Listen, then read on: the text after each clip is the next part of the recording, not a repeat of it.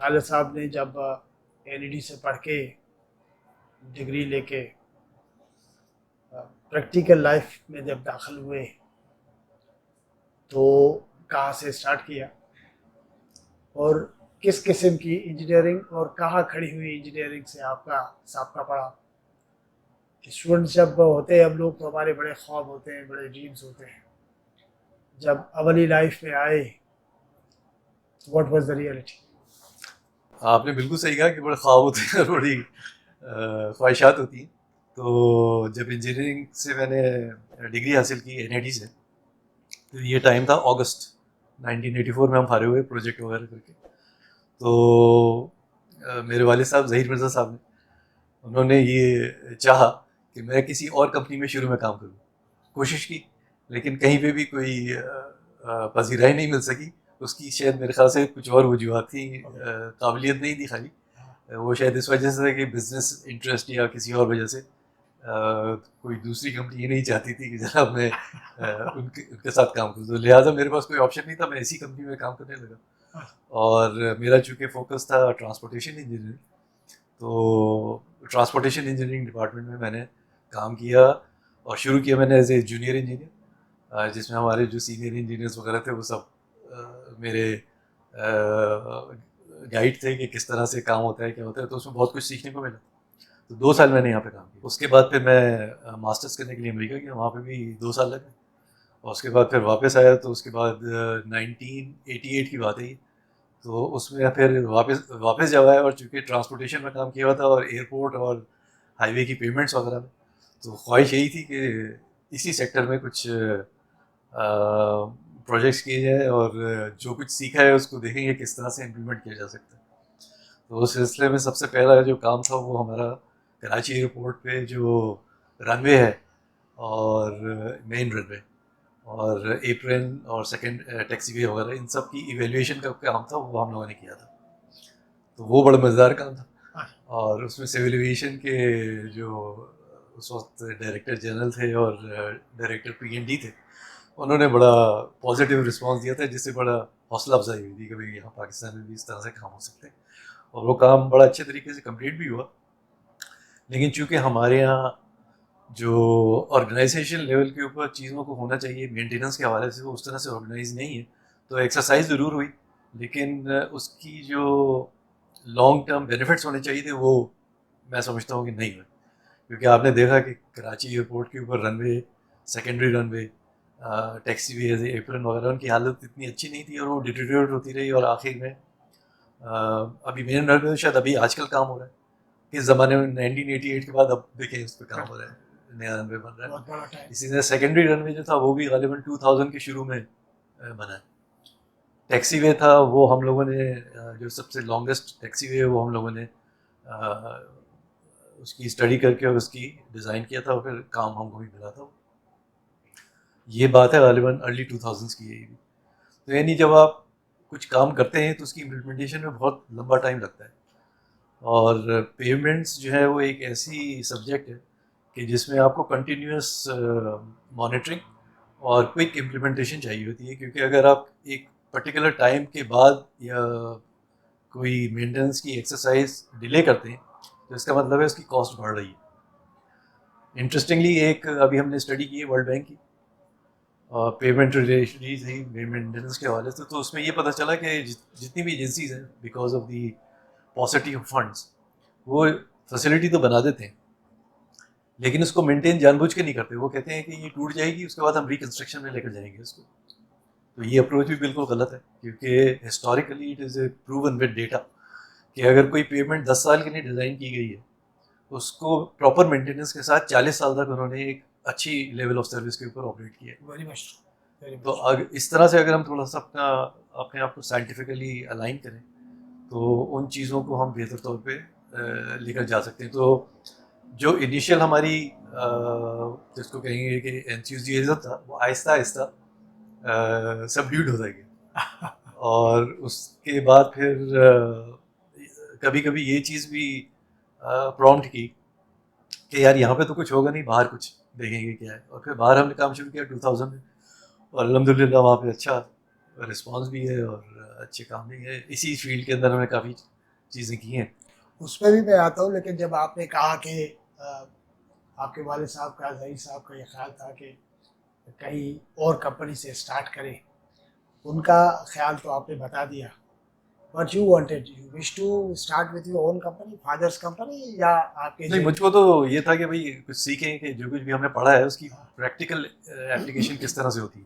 تو چاہے وہاں پہ کرتے یہاں پہ کرتے فرق نہیں پڑتا. لیکن اگر اس کمپنی میں اگر میں نے جیسے شروع کیا تو وہ تو ظاہر ہے کہ اگر آپ کمپنی اونر کے بیٹے ہیں تو اس کا ایک الگ امیج ہے. اور اگر آپ کسی دوسری کمپنی میں کام کر رہے ہیں جس میں یہ والا ایلیمنٹ نہیں آتا تو ایک الگ چیز ہو جاتی ہے. تو اس میں تھوڑا میرے خیال سے زیادہ بہتر ہو سکتا تھا وہ.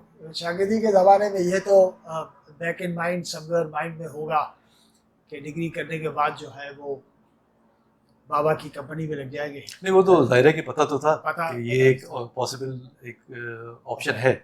انجینئرنگ آپ کا اپنا چوائس تھا یا؟ ہاں، ہمارے خاندان میں جو ہے بہت انجینئر ہیں. اچھا. یعنی میرے والد صاحب، ان کے 3 بھائی ہیں ہاں. تو 2 بھائی جو ہیں وہ انجینئر ہیں اوکے. اور ایک بھائی جو تھے وہ پبلک سیکٹر میں تھے، بیوروکریٹ تھے وہ. Public service. ہاں، تو 3 بھائیوں میں سے وہ تھے. اس کے علاوہ ان سب کے جتنے بھی بچے ہیں ان میں ایک نہ ایک ضرور انجینئر ہے. تو ایک ماحول تھا جس میں یا تو زیادہ تر سول انجینئر ورنہ الیکٹریکل یا میکینیکل بھی. آپ کے تو ایک خاندان میں انجینئرس کی ایک بہت بڑی تعداد ہے. وہ جینیٹک سمجھ لیں انفلوئنس تھا اس میں. اچھا، یہاں پہ جب آپ نے محسوس کیا کہ باہر بھی دیکھا جائے، ظاہر ہے کہ ہمارے پاس تو اپس اینڈ ڈاؤنس تو رہتے ہی رہتے ہیں، تو باہر جو ہے وہ کتنا سکسیزفلی، کیونکہ Pakistani companies once upon a time ہم سنتے تھے کہ ان کو بڑا رسپانس بھی ملتا تھا، پھر آہستہ آہستہ دوسرے ملکوں خاص طور پہ انڈیا نے بڑا تیزی سے وہ اسپیس بھرا، اور ظاہر ہے کہ پولیٹیکل انفلوئنس، ملکوں کی اکانومی اور بہت سارے اور فیکٹرز بھی انفلوئنس کرنے ہوتے ہیں. تو آپ کی باہر جو ہے ایفرٹ کتنی آسان رہی؟ What was that special thing جو آپ سمجھتے ہیں کہ؟ نہیں، ڈیفینیٹلی یہ بڑی چیلنجنگ تھی. اور آپ نے یہ جو 2-3 چیزیں بتائیں یہ ایک سمجھ لیں ایک طرح کا امپیڈیمنٹ ہے ہمارے آؤٹ لک کے اندر. اگر ہم یہ کہیں کہ ہم پاکستان سے ہیں تو اس کے تھوڑے سے ڈس ایڈوانٹیجز ہو جاتے ہیں. تو جب ہم وہاں پہ گئے اس میں زیادہ تر کام ہم نے کسی مین سب کنسلٹنٹ کے سب کنسلٹنٹ یا اس کے ایسوسیٹ کے طور پہ کیے. ان سے سب لیٹ کچھ کام یا آدھا کام یا تھوڑا سا اس کا سیگمنٹ، اور وہ پھر ہم نے ڈیزائن کر کے ان کو دیا. تو اس میں ہوتا یہ تھا کہ ہمارا انٹریکشن ان کنسلٹنٹس کے ساتھ ہوتا تھا لیکن جو ایگزیکیوٹنگ ایجنسیز ہیں ان کے ساتھ کم ہوتا تھا. تو تھوڑی سی ہم نے اپنے آپ کو ریئل لائن کیا. تو ہم نے ان کمپنیز کو فوکس کیا جو کہ چھوٹی کمپنی تھی. یعنی یہ نہیں کہ کسی امریکن کمپنی کے لیے یا برٹش کمپنی کے لیے کام کرے، بلکہ ہم نے کہا کہ جو لوکل اماراتی کمپنیز ہیں ان کے ساتھ کام کریں. تو اس میں کچھ کمپنیز تھیں جو کہ پروپرائٹری کمپنیز تھیں یا پارٹنرشپ کمپنیز تھیں جس میں کہ اماراتی ہی ہوتے تھے. تو ان اماراتی لوگوں کا ظاہر ہے کہ وہ مینجمنٹ وغیرہ تو ان کی اچھی ہوتی تھی، ٹیکنیکل ان کو چاہیے ہوتا. تو ٹیکنیکل آرم جو تھا وہ ہم پرووائڈ کرتے تھے. اور اس سے ہم کو یہ ایک اپرچونیٹی ملی کہ جو کلائنٹس تھے ہمارے ان کے ساتھ جب بھی انٹریکشن ہوتا تھا تو وہ ہم کو اپنے ساتھ لے کر جاتے تھے. اور اس سے ہمارا انٹریکشن ہوا ڈائریکٹ میونسپیلٹیز میں اور دوسری جگہوں پہ. اور یہ چیز ان کو بھی سمجھ میں آئی کہ یار کام تو سارے ہی کر رہے ہیں.